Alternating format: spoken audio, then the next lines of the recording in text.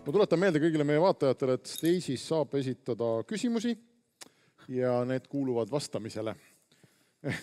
Ma loen need, mina saan lubada, et ma loen need ette, kas keegi ka päriselt vastab, seda ma garanteerida ei saa.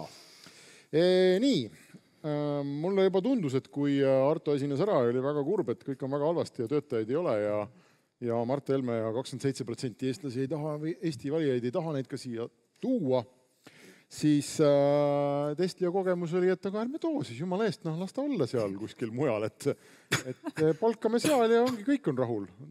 Tundus nagu hea mõte või kas sinu need organisatsiooni inimesed, sinu tööandjad ei ole mõelnud selle peale, et ärme siis palka siia? Eks ikka on ja selles mõttes ju need kõik trendid olid õiged ja mul oli slaidi peal see lühidalt kokku võetud lausega, et peab paindlikkust olema töökorralduses.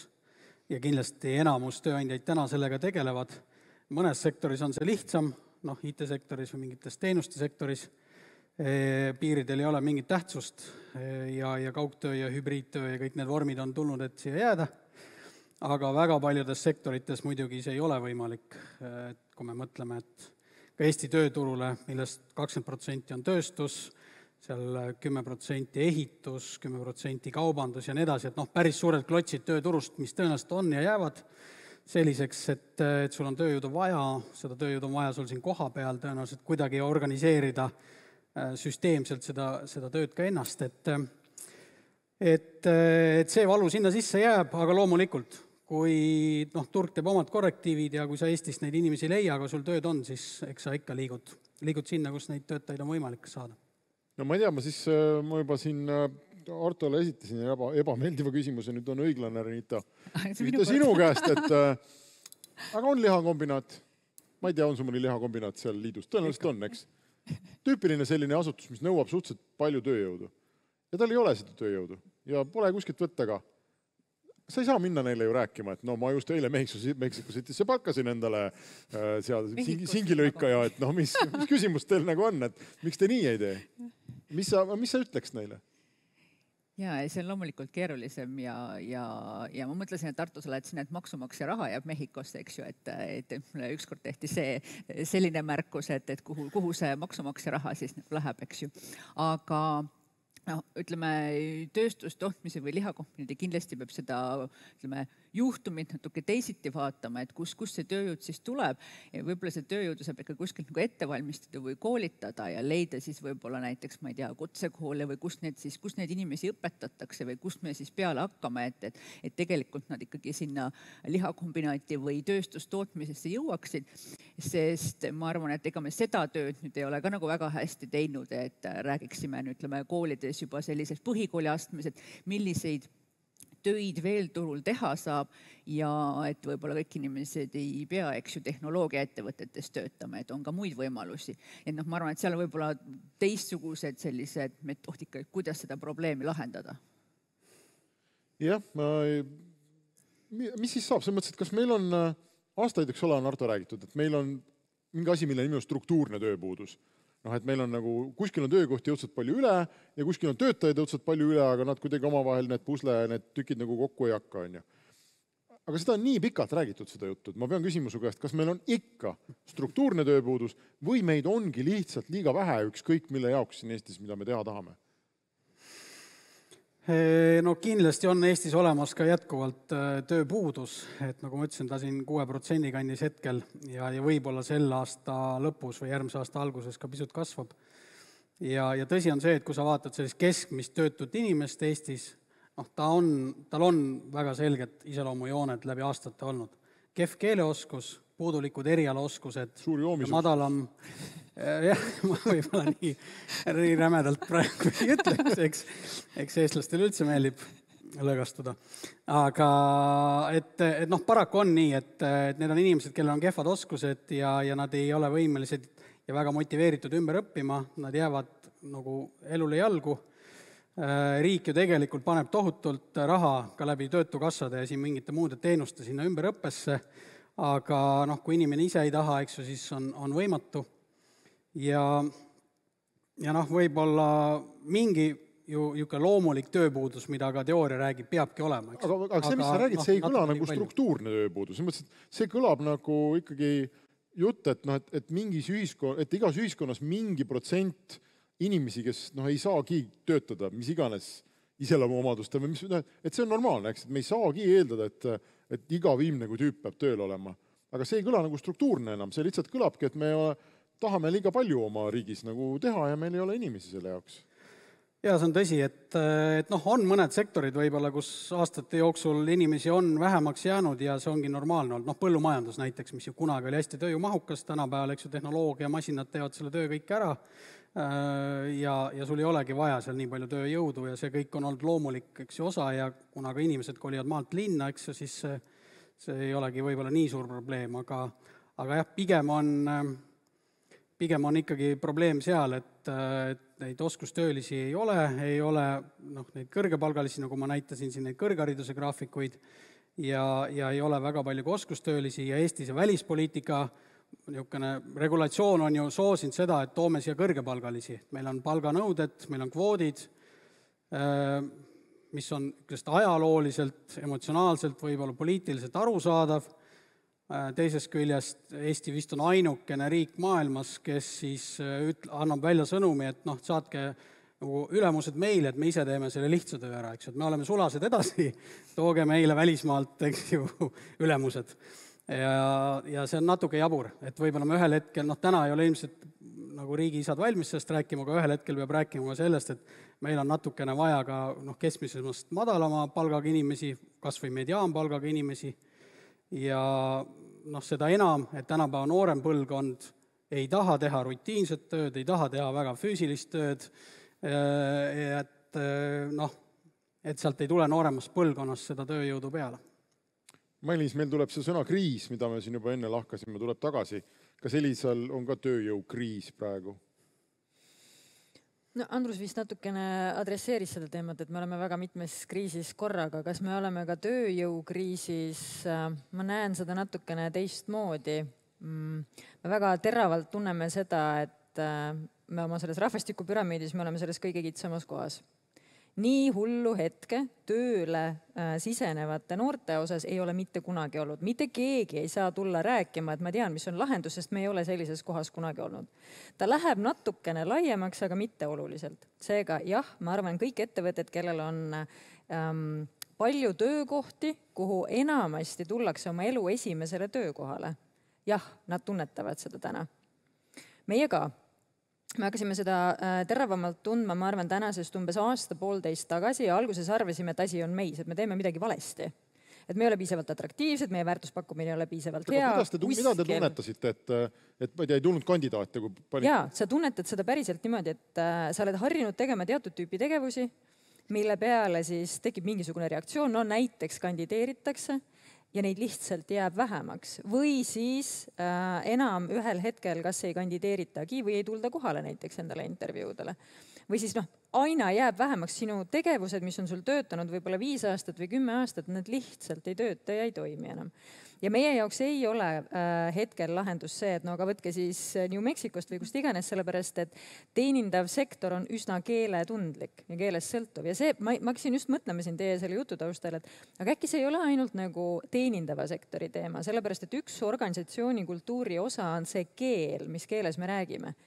Mis keelne meie organisatsioon on. Ma ei tea, kui palju on tehnoloogiasektorist väljas Eestis ettevõtteid, kes on valmis tegema nii, et selleks, et võtta endale 2, 3 või 4 tõesti head spetsialisti näiteks kusagil teisest riigist tööle, kõik oma ülejäänud tööjõu panema ka mingisuguses siis vahekeeles, näiteks enamasti inglise keeles, panna rääkima, sellepärast, et terve sinu organisatsioon jõulupidudest ja su ettevõtte juhi kõnedest peavad sellisel juhul muutuma just nimelt selleks kokkulepitud keelseks. Ja see on üsna suur muutus. Meie siiamaani, küll tänu suurele eesliini hulgale, kes niigi on 2-keelsed, eks ju, ma arvan, et meie näiteks ei oleks selleks täna valmis, mis viib meid tagasi sinna, et meie ei saa endale enam lubada, et inimesed teevad rumalat tööd. Nii et ma võtan nüüd selle, kuna sa mulle sõna andsid, eks ju, siis ma võtan selle nagu su üle-eelmise küsimuse 31 minutit ja 3 sekundit, palun. 31 minutit, nüüd me räägime sellest. et milles siis asi on, et justkui nagu kogu aeg räägime, et noh, et äkki meil ongi siis rahvast liiga vähe. Mina väidan seda, et me oleme üsna laisad olnud, sellepärast et meil teevad väga paljud inimesed robotite tööd. Nad teevadki väga lihtsat tööd ja me oleme ka tööandjatena olnud valmis selle eest raha maksma. Ja nii kaua, kuni see võimaldas veel kasumlik olla, nii kaua, kuni need keskmised palgad või noh üldse nagu inimestele makstavad palgad ei olnud veel nii kõrged, siis ei olnud väga valus. Vaat nüüd läheb valuseks. Ja ma arvan, et kui siiamaani veel esimene poolaasta ei olnud kõige hullem, siis ma arvan, et pärast nüüd selle aasta läbitegemist hakkab juba väga paljudel hakkab valus. Mis see robotite, too mõned näited. Kas teil on endiselt tööl inimesed, kelle töö on kopeerida numbreid ja teksti, Ctrl-C, Ctrl-V tüüpi inimesed, eks, et kopeerib ühest Excelist teise ja saadab edasi? Okei, sektori eripära ilmselt sellistest asjadest me pidime varem lahti saama või et sealt need juba tulid nagu mingisugustest muudest ülesannetest, aga me oleme nüüd selles kohas, et kui tegemist on kliendil mingisuguse küsimusega, millele ei pea vastama emotsionaalselt intelligentne inimene, sellepärast et sa, Hendrik, võid aru saada, kui klient küsib, et kuule, mul internet ei tööta, mida ma tegema pean, siis sellest on jõle vähe kasu, kui sa ei tea seda protsessi, mida jälgima peab. Selleks ei pea olema loomingulist mõtlemist, et seda probleemi lahendada. 80% juhtudes sa pead järgima lihtsalt protsesse, õiges süsteemis, õige koha peal nuppe vajutama. Need on need töölõigad, mida on vaja ära automatiseerida. Ja see on see, mida praegu peab tegema. Seda te olete teinud mingi maani, eks? Ja Markuse abiga? Markuse abiga. Nii, Markus, räägi. Nüüd on see koht, kus sina saad räägi. Kogu AI räägi. Kui sa jalutad, Elisa on võib-olla nagu parem näide mõnes mõttes, et tegemist on ikkagi sellise IT-keskse, ettevõttega, kus arvutitel ja igasugustel tehnoloogiaseadmetel on juba tähtis nagu roll. Et kui sa jalutad keskmisse Eesti ettevõttesse, võib-olla lähed kliendina kuhugi isegi, et kas sina vaatad kogu aeg, pilk on automaatselt niimoodi, et sinna selle saaks asendada, see tuleb ümber teha, seda saaks nii teha, et kas see on... Kindlasti on. See suvi tuli, rakendus tuli telefonile välja nagu, mis see mine seenele või midagi taolist. Ühesõnaga, mis tuvastab automaatselt pildi pealt üles, kas on sein või ei ole. Ma ei maksa tavaliselt äppide eest, aga selle ma ostsin, sellepärast ma tahtsin teada, kui hästi töötab. Mulle seened ka ei meeldi, aga ma läksin metsa, ma korjasin selleks, et teha pilti ja siis panin erinevaid objekte seene kõrvale, et aru saada, et nagu, kuidas ta nüüd tehtud on ja miks ta nii halb on. Et muidugi ma käin niimoodi ringi, aga sa näed, kui sa lähed mingisse suvalisse Eesti ettevõttesse või et kas seda ballasti või seda tühja tööd või neid mõttetuid lõike, mida sinu arvates võiks nagu tegelikult juba täna rämedalt optimeerida, et kas neid on, kas see hakkab sulle silma? On, absoluutselt hakkab, aga mingisugused kohad on, üks on see, et hakkab silma see, et see on rumal töö ja seda peaks automatiseerima. Aga see, otseselt mind segab vähem sellepärast, et kui teile meeldib, siis ma ei tea, keegi saab palka selle eest ja saadab lapsed kooli. Et jumala eest, mõnda aega saab veel teha. Aga see, mis raskem on see, kus sa näed, et tööd tegelikult ei jõuagi ära teha, sellepärast, et nii palju aega läheb mõttetu jama tegemisele. Ja eriti, kui sul on inimesed, kes seda teevad, on tegelikult spetsialistid ja targad inimesed ja pika kogemusega. See üks asi, näide sellest oli just see Maksuamet, aga seda on riigis veel, et me oleme mujal ka sattunud kokku just selle järelevalvega. Et seadus on olemas, peaks järgima, inimesed peaksid kontrollima, et seadust järgitakse, aga järelevalvet teeb üle Eesti 4 inimest. See ei ole realistlik ja ma ei tea, alkoholireklaamid ja mis siin veel on kogu erakondade rahastamised ja asjad. See tegelikult on rämedalt suur osa sellest tööst on see, et ajanud andmestik kokku, siis su andmestik on valdava struktureerimata, ehk siis sul on pildid, tekst, heli, videod, mida iganes ja see tuleb ära struktureerida. Inimese jaoks tähendab seda, et ma nüüd vaatan 4 tundi aktuaalset kaamerat eelmisest aastast saati ja hakkan mõtlema, mis siin kõik kirjas oli, teen raporti, panen klipid juurde, täiesti kohutav töö. Inimesel on 20 aastat kogemust, 2 kõrgharidust ja ta peab siukest jama tegema. Et sellest on kahju. Ja samal ajal ma tean, et see raha, millega siis sihipäraselt ümber käida, on mingis mõttes ka minu raha. Jaa, okei.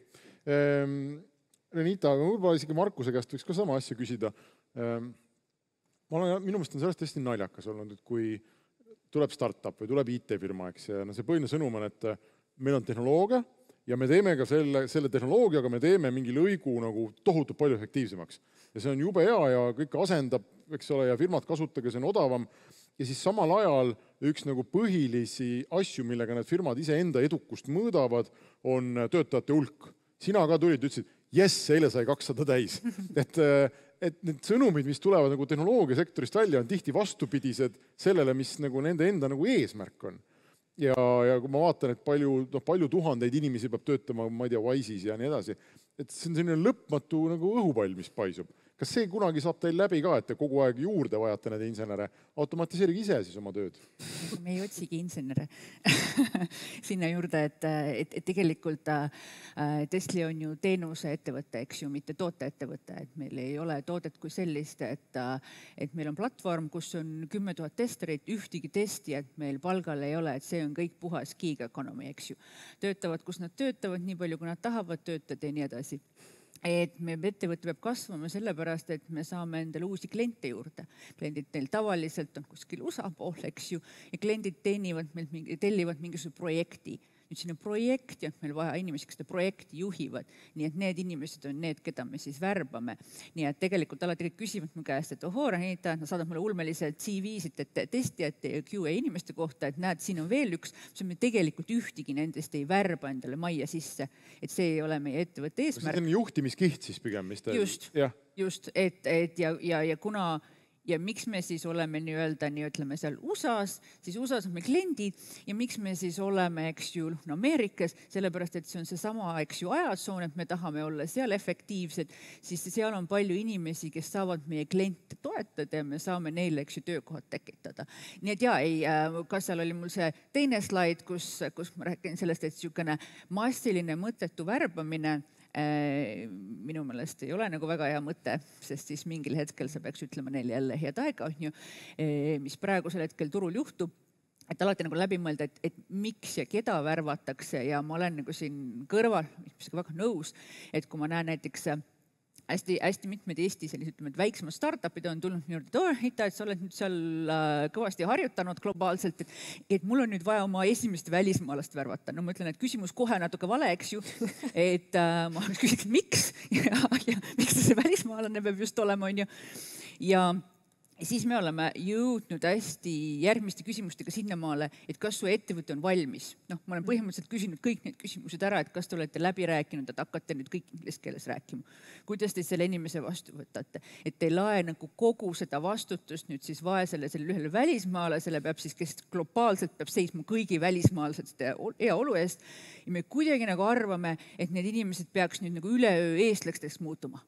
Ahah, et tuli kohale, et nüüd siis käitugi nii nagu üks nagu tõsine eestlane peaks käituma.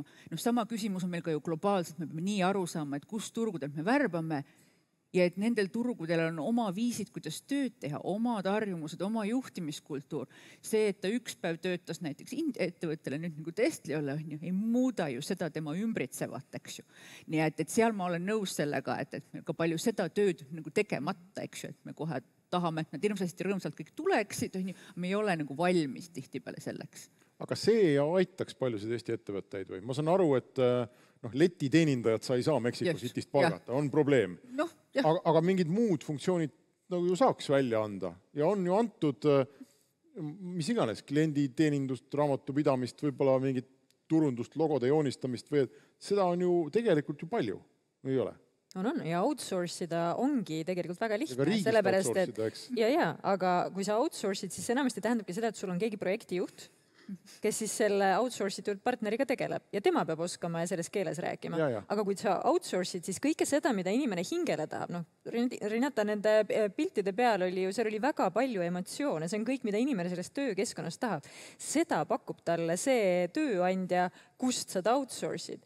Nüüd, kui sa võtad inimese endale tööle ja sina oledki tema tööandja, siis juht peab olema võimeline ka neid samu üks-ühele vestlusi temaga inglise keeles läbi viima või mis iganes keel selleks vahekeeleks saab, eks ju. Kõik tema ülejäänud kolleegid, kogu see suhtlus, ka see Slacki keskkond, kõik see peab muutuma.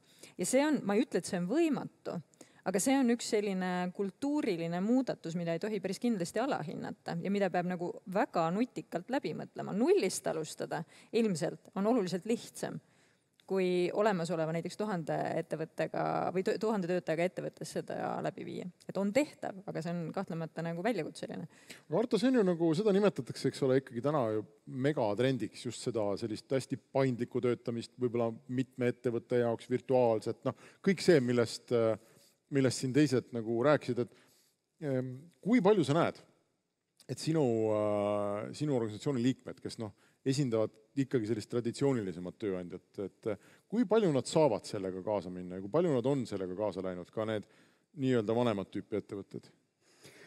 No esiteks me muidugi ei esinda ainult traditsioonilist, et ega ka ITL on meie liige ja on kõike üle põllu. Aga võib-olla täna räägiks rohkem nagu siin istuks nagu tööstuse kingades. Et fakt on see, et väga paljud ettevõtted panevadki varsti putka kinni, see on loomulik, eks ju, majanduses peabki see kogu aeg käima. Väga paljud võtavadki täna viimast sellest nii-öelda tööjõu suhtelisest odavusest veel välja ja muidugi kalkuleerivad, eks ju, et kas seda tööd on võimalik asendada masinatega. Kui su masin maksab seal 1 000 000, tööjõud oli siiamaani, eks ju, seal 1000 eurot inimene kuu, eks ju, siis ei ole loogiline seda liiga vara seda valikut teha. Ühel hetkel see juhtub, kui omanikel on ja juhtidel on piisavalt julgust. Aga kindlasti osad panevadki poe kinni. Nüüd muidugi tööstuse poole peal peab mõistma seda Eesti nüanssi, et Eesti tööstused on tublid, aga nad on ikkagi maailma mastaabis hästi väiksed ja meie nišiks jääb tõenäoliselt see, et me teeme kiirelt, paindlikult väikseid partiisid erinevad nüansseeritusega. Et kui sa tahad 1 000 000 juppi saada, siis sa tellid selle Bangladeshist, aga kui sa tahad saada üle homseks 1000 erikujulisega asja, siis sa tellid selle Eestist. Ja selles me oleme tublid ja saame hakkama. Aga see tähendab, et seal kogu seda tööd robotiseerida, automatiseerida on hästi keeruline ja kallis.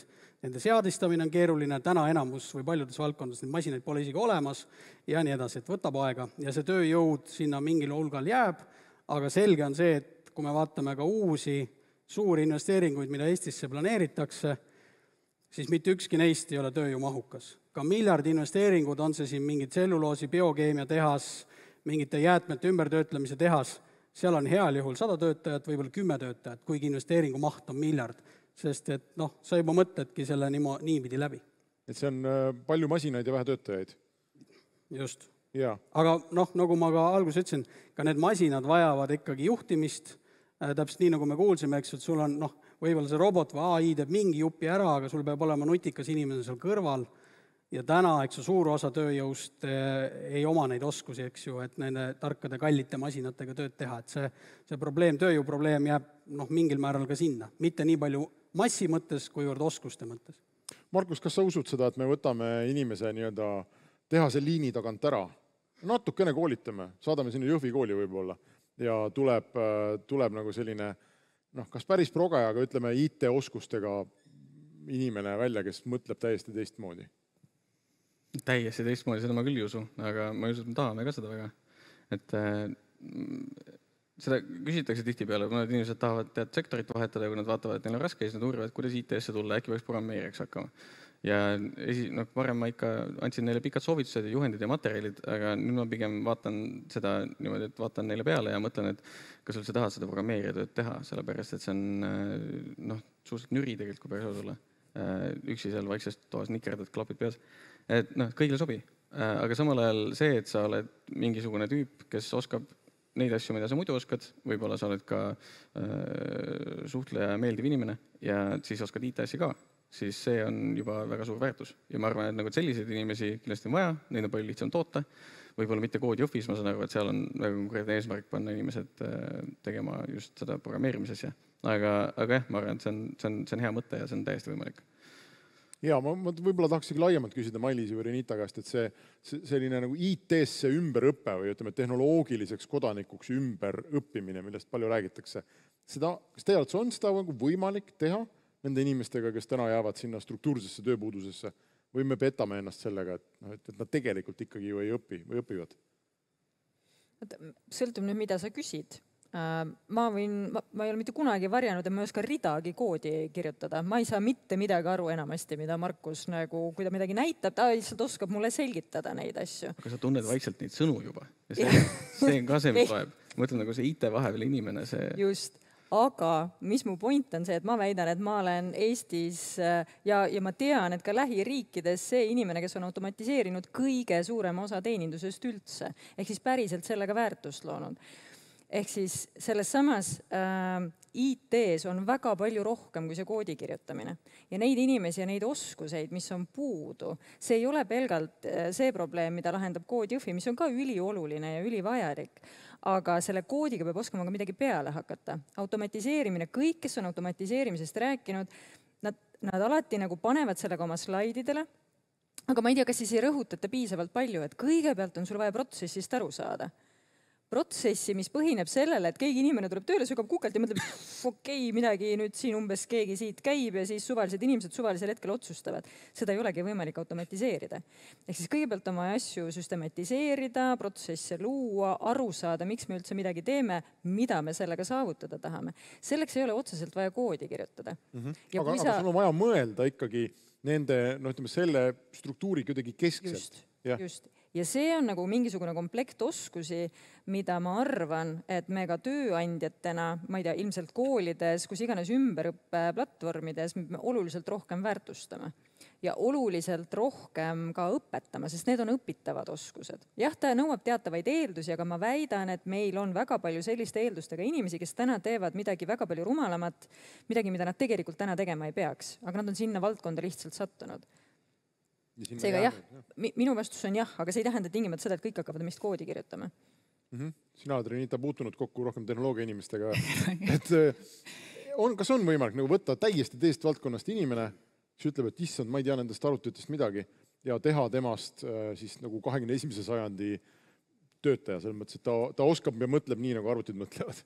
Ja võib-olla täitsa nõus selle poolega, et kui palju ta ise tahab siis ja kas see ainukene variant, et võib-olla see on ka selline kinnismõte, et ainukene variant siis selle ümberõppel ongi see koodi kirjutamine, et ütleme, tehnoloogia valdkonnas on nii palju muid töid ju ka, et mõelda, et mis mulle rohkem sobib või et kus ma saaks alustada ja kas see täpselt ongi, et kas see koodi kirjutamine just sobib mulle tegelikult ka näiteks mu isiksuse omadustega, elustiiliga või võib-olla see natukene seotud mu baasharidusega, võib-olla ongi väga keeruline see ümberõppe, eks ju.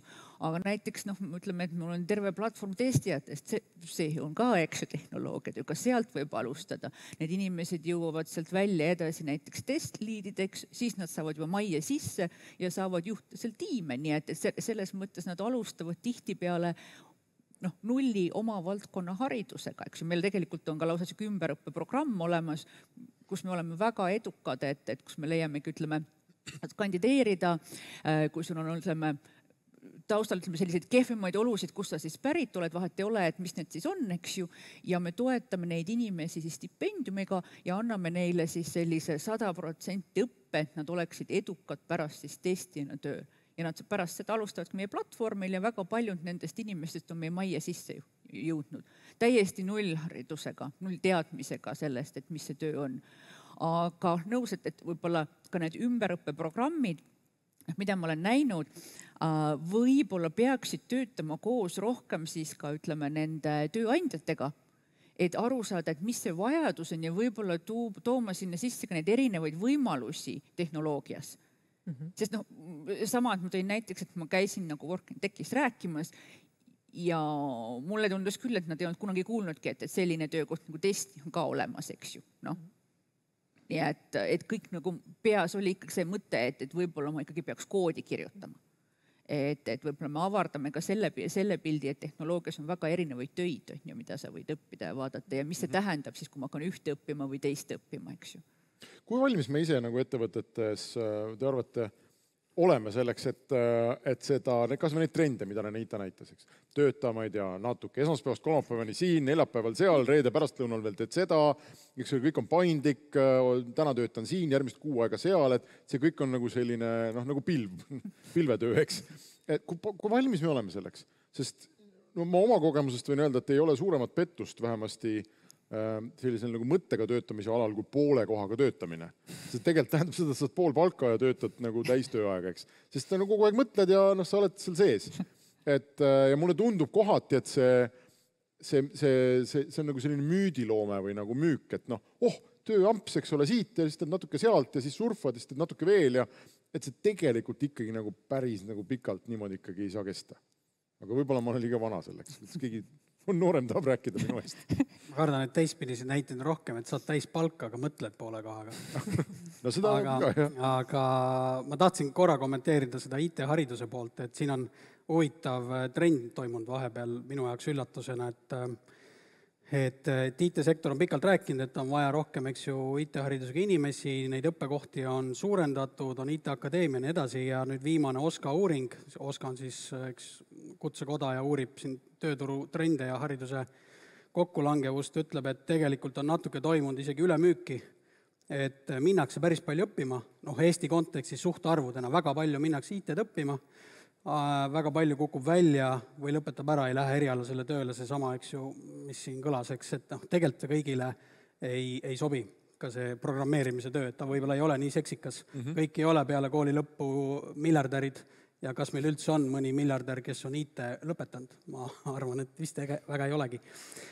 Aga tehnoloogiaõppe ja IT-oskused nagu hügieenina kindlasti tulevikus, eks ju, siin ei ole üldse midagi vaielda, kõik peavad oskama igas töös mingi tasemeni, eks ju, neid asju, et see trend kindlasti jääb. Aga su küsimuse ma unustasin ära. Küsimus oli sellest hägusest organisatsioonist, ma võin samasti Mailisi käest küsida. Et sul lõpuks ongi tiimis mingisugused tüübid, kes kuidagi maanduvad aeg-ajalt ja siis tõusevad lendu ja nad on ja nad ei ole ja nad on siin ja nad on seal ja nagu keegi ampsab ja keegi võtab suurema ampsu. Kuidas sa manageerid sellist nagu tohutut segadust?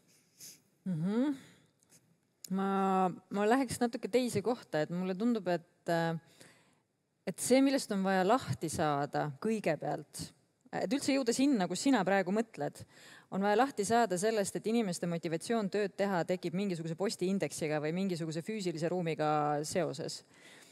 Et sinna peab minema kell 8:30 hommikul ja sealt kell 17:00 lahkuma, sellepärast, et kui inimesed seda teevad, siis järelikult nad teevad tööd. Ja kui nad nagu seal on, järelikult nad on produktiivsed, järelikult kõik on hästi, järelikult ma olen hea juht. Ehk siis mina sinu ettekandest just võtsin selle kaasa, et need inimesed, kes kujutasid ette, et nad on head juhid ja lõid neid suhteid füüsiliselt kontoris olles, kas nad päriselt tegid seda nagu siis hästi, sellepärast et just see hajusa tiimi või ütleme siis tiimi hajusaks ajamine on nagu kohutavalt aus ja alasti pilt, mis sulle vastu vaatab sellest, et kas sul tegelikult on inimeste vahel suhted, kas sa tegelikult oled juht nende jaoks, kas sa tegelikult oskad selle tiimi koos hoida. Ehk siis kui me saame lahti sellest, et kusagile peab minema selleks, et sul tekiks töömotivatsioon ja selleks, et see oleks produktiivne, ma arvan, siis on juba väga hästi. Ma olen nõus, et väga suur pettus on see poole kohaga töö tegemine, kui sinu töö valdavalt käib siin kusagil peas, eks ju. Aga need on väga erinevad probleemid. Ja ma arvan, see on suur probleem, et kuidas sa manageerid või kuidas sa juhid tegelikult seda inimeste energiataset. Sellepärast, et see on asi, mida ei oska, ma nüüd vabandan, et ma natukene nagu stereotüüpi kasutan, aga vanakooli juht ei oska seda teha. Ta oskab manageerida inimeste, ütleme siis, tööaega ja kõike seda, mida ta silmaga näeb, aga kõike seda, mis inimese sees toimub, sealhulgas ka siis lõpuks motivatsioon, eks ju, ja tema emotsioonid, seda tegelikult, see on mingid pehmete väärtuste, mingid imelikud teemad, need võiks selle nagu ära lahendada, eks. Et kui sa küsid seda, et... Aga mõtlen, pane sinna juurde veel see hägusus, et teda ei ole täna või et teda ei ole täna 2-6, sest meil on paindlik hägusorganisatsioon. Ja ülehomme on tema, kelle teda ei ole. See tundub mulle nagu õudne segadus kõik. Aga see nüüd nagu sõltubki, et kas sa eeldad seda, et inimeste vahelised suhted tekivad ainult mingisuguses ühes ja samas ajas ja ruumis koos olles või juht tekitab need suhted iga inimesega eraldi. Ja tema suhe tegelikult, see ongi selline suhete võrgustik, mis tegelikult ei ole ajast ja ruumist sõltuv. Mul ei ole kunagi olnud luksust töötada niimoodi, et inimesed oleks minuga füüsiliselt samas ruumis. Ka siis, kui me töötasime kõik nagu justkui nagu ühes samas kontoris. Mul lihtsalt ei ole, minu tiim ei ole kunagi nii töötanud, et see on võõras probleem ühtepidi minu jaoks. Aga teistpidi ma nagu tean väga palju, mis on need teistsugused asjad, mida sa siis pead tegema, et neid suhteid luua. Inimeste vahelised suhted tekivad väga edukalt. Ka niimoodi, et me ei ole ühel ja samal ajal ühes samas kohas, aga see peab hästi teadlik tegevus olema. Kas me oleme selleks valmis? Vaat see usuhüpe tuleb kõigepealt teha. Aga need suhted on sinu hinnangul eduka sellise organisatsiooni ja koostöö nagu aluseks?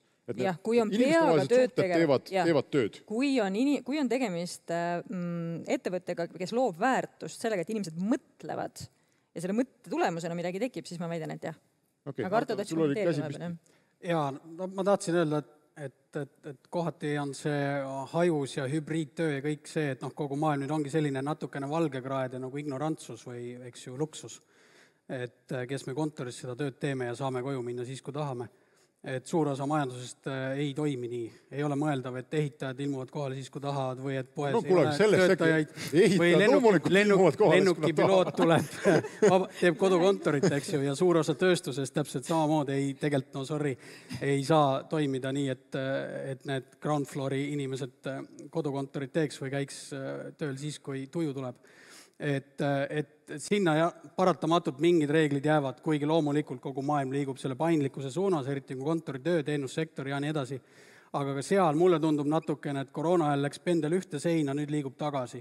Et inimesed käivad tööl, võib-olla mitte 5 päeva, aga 2-3 korda nädalas tööl. Nad saavad seda teha igalt poolt, see on okei, aga nad ikkagi käivad, organisatsiooni kultuur, need väärtused, need kohvinurga jutuajamised, et see kõik on ülioluline, teatud tööandjad seda nõuavad, motiveerivad ja et ei saa nüüd öelda, et kõik kontorid jääks tühjaks. Loomulikult see kodukontor on eriti magus suurlinnades, kus see commute'imine tööle tagasi võtab sul mitu tundi, eks ju, Tallinnas, Eestis ei ole probleem. Et pigem ma arvan, et see kombinatsioon, eks ju, on tulevik ja tööandjad peavad suhtuma vabalt, kui keegi tahab olla vahepeal kodus või pidevalt kodus. Aga see, et me paneks nüüd kõik kontorid kinni, et seda ma ei usu ise ja rahvusvaheline kirjandus ja uuringud seda minu arust ka ei tõenda. Markus, seda sellist hägusust ja paindlikkust ja seda peetakse nagu sellise startup ja IT-firmade juures nagu pigem tavaliseks, eks? Sest need on sellised tööd, kus sa saad täpselt. Kus sa saad seda teha. Jah. Unustasin üks asi, mida ma viimati lugesin, oli see, et see toimib professionaalsete tiimide puhul ja inimeste puhul, kes on väga tugevad enesejuhid, eks ju. See, et sa oled siis kodus ja ajus tööl. Et kohe, kui need isikuomandused puuduvad või kvalifikatsioon puudub, et siis see värk laguneb käest ära. Aga viimasel ajal väga lõbus on olnud jälgida, kuidas Apple juht Tim Cook üritab oma kõrgepalgalisel talendil käsi väänata, et need oleks nõus kontorisse tagasi minema ja need omakorda on nõus vaata, et ametiühingut tegema, et ei peaks selle lolli kontorisse minema, kus ümber on virsikupuud ja kõik on nagu tore. Kui sul on ka ju ettevõte, eks, ja ajate neid asju, et kas see on sinu jaoks kuidagi oluline näiteks, et just, et te olete kuidagi koos või kuidas teil on see asi korraldatud? Ma olen siin olude sunnil väga nagu pidanud mitut vaatepunkti arvestama, sest mind ennast kohe, kui see koroona hakkas, siis kuna ma olin selle Maksuameti projekti peal ja mina ei tohtinud koroonasse jääda, sest muidu ma ei saa sinna kohale minna ja ma ei saa Maksuameti andmetega töötada, siis mind saadeti kohe koju. Ja ma arvasin nii ära, et ma ei 2 aastat kontoris enam. Ja ka samal ajal on päris palju inimesi olnud, kes siis nagu leiavad, et see on vajalik ja kellel on vaja kuskil käia. Et ühesõnaga ma 2 aastat olen mõelnud sellest erinevatest vaatenurgapunktidest ja just nüüd ma olen üks neist, kes käib 2-3 päeva nädalas tööl ja see on täpselt see, mida mul vaja on. Aga ma ütleksin, et ühest küljest see on kindlasti see, et see nõuab isikuomadusi, et sa pead suutma, ühesõnaga see natuke sõltub tööst ka, et sul peab meeldima su töö. Nüritööd sul kodus on erakordselt raske teha. Kui sul on vastikud tööülesanded, sa ei taha neid kõriti teha, aga sellest, mis su kodune keskkond on. Nagu mul ei ole lapsi ja mul on lemmikloomad ainult kass. See nagu, tähelepanu kõrvale juhtimine on selle võrra nagu palju kergem, et ei pea koeraga jalutama, ei pea lapsi lasteaeda viima. Et see mul on hea mugav. Samas on teised, mul oli üks siiamaani on üks töökaaslane, kes sai lapse ja samal ajal ehitas maja ja korradas pulmasid, et kõik 3 asja korraga. Nüüd kujuta ette, et sa üritad niimoodi nagu selle kõigega hakkama saada, sul 2 korrust peale ehitatakse ja sina üritad all oma IT-projekti vedada. Et natukene õudne. Ehk siis see on väga palju nagu erinevaid aspekte, mis tulevad kokku, mis ütlevad, kas sa üldse saad seda teha või mitte. Ja pluss see, et sa pead kohanema sellele, et kuidas ma nüüd oma aega planeerin ja kus ma selle koeraga jalutama lähen nii, et see oleks mulle puhkus, mitte kohustus. Mina olen neist kõikides asjades väga halb ja ma saangi sellega hakkama ainult tänu sellele, et tähelepanu kõrvaljuhtijaid asju on vähe. Aga neid on suurepärane inimene selles haldamises. Jõudselt tahaks vaielda, Aga palun käia. Mõtlen, et kas see on nagu see koht. Te räägite, või üldse kõik kirjandus ja kõik räägivad sellest justkui nagu niimoodi, et inimesed, kui nad lähevad sinna kontorisse, siis neil muud elu ei ole. Et siis ta ei ole just last saanud ja siis tal ei ole koera, kellel on vaja jalutada. Nad ei ole seal kõrval, keegi ei viuksu kogu aeg. Nii, stopp, aga see laps saadi. Kes selle lapsega siis tegeleb? Lasteaed. Nii kaua, kui ta sinna lasteaeda näiteks ei lähe, eks ju, siis las ema, ma ei tea, siis ema või ise või whoever olla kodus. Vaata, see on teine probleem, mis meil tööturuga on. mina ei saa aru, kuidas me saame lubada endale seda, et meil need harritud inimesed, keda seal Arto kõverate peal kogu aeg jäävad vähemaks, et me lubame neil veel olla tööturult eemal selleks, et keegi teine saaks kusagil kontoris keskendumas käia. See on üks pool sellest. Ma väidan, et see märksõna ei ole mitte kontoris või kodus absoluutselt, vaid see on paindlikkus ka selles samas vorstitehases või kus iganes tööstuses. See paindlikkus võib tähendada väga paljusid asju. See tähendab seda, et mitte keegi ei jää tööturust kõrvale, aga me tööandjatena peamegi olema valmis, et jah, ta käibki mul näiteks, ma ei tea, 75% graafikuga käib täiesti ebatraditsioonilistel aegadel, kuidas iganes, et need 2 lapsevanemad selle asja endal toimima paneks. Ükski kontor, mitte ükski konkreetne kellaaeg ei tekita inimestes tegelikku tahet oma tööd hästi teha. See on nagu totaalne illusioon, mida meisse on kodeeritud, ma ei tea, 50 aastat, 70 aastat, kui tahes palju aastaid. Et kui nad seal on, järelikult nad teevad tööd. Ja väga hea on endale valetada, sest et nad on ju kontoris, eks ju. Aga need samad, me oleme inimesed, see kogu elu tuleb meiega kaasa sinna kontorisse ka. Nii et ma arvan, et see on pigem juhtimisharjutus. Nii, palun. Üldiselt igati nõus, et selle paindlikkuses, kui sa oled osaliselt tööl, siis poole kohaga tööl, siis poole kohaga sa teed mingeid muid asju. Ja see on natukene sarnane sellele, kui sa töötad, ütleme näiteks mitme projekti peal korraga või sa vahetad oma ülesandeid, see on natuke selline tööampsu tegemine. Ja seda on minu arust väga tugevalt tunda, kuidas mõned inimesed on tööampsude tegemisel või üldse konteksti vahetamisel on kõik halvad, aga mõned inimesed saavad veits paremini hakkama kui teised. Ja mõned inimesed saavad nii hästi hakkama, et nad tunnistavad endale, et nad ei saa hakkama ja siis nad tekitavad oma ajablokke, kus nad on super keskendunud ja see töötab. Teised ei oska. Et siin on, et selles mõttes ma ütleksin, et see kontor versus kodu ja need tähelepanu kõrval juhtivad asjad ikkagi on olulised. Et mõne inimese jaoks see, kui ta tõmmatakse välja mingist kontekstist, on erakordselt kulukas. Ja kui seda juhtub tihti, siis on eriti raske. Et keegi ei pea selle lapsega koju jääma, kui ta on, ma ei tea, 10 ja tuleb kell 2 koolist, siis ta käib teile mõlemale närvidele ja juhib tähelepanu kõrvale. Et kontoris on võimalik sellest kuidagi võib-olla tekitada mul just see plokk, kus keegi sind ei sega. Selge. Meie nüüd lõpetame ka ära inimeste segamise, sest meil on kell 0 ja sellega on ka tänane üritus läbi. Aitäh teile. Mailis annab teile muide kingitused Elisa poolt.